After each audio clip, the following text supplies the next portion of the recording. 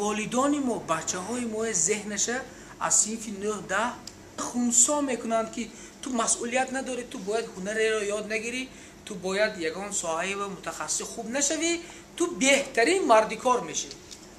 محیدین مظفر یکی از آفرندگان فیلم تنگنا درباره یک پیام این فیلم صحبت میکند که روز 11 سپتامبر در شهر خوجند نمایش داده شد.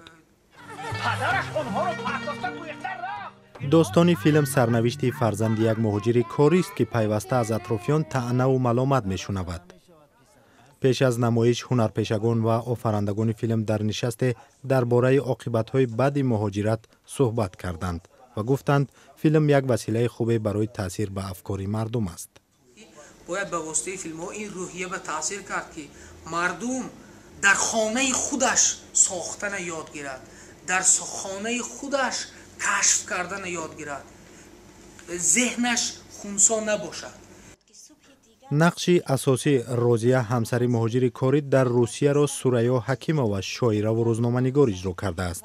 نقش ارمان را محمد شریف رحمت الله علیه 10 ساله آفریده است.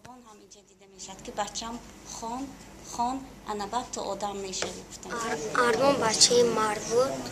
هیچ چیز پول بیکار اگر کار نکنه اگر نمیگی ما به می معقول شد که وای مرد بود همه چیز بریشیتینی قطعی بده بسیار. فیلم را در شرکت ساخت سینما بر اساس داستان تنگنای گیتی برداشتند که به قلم ادیب شناخته ساربان تعلق دارد. مهاجرت سالهاست یک مسئله داغ در جامعه تاجیکستان است، چون سالانه صدها هزار نفر برای کار بر روسیه می روند.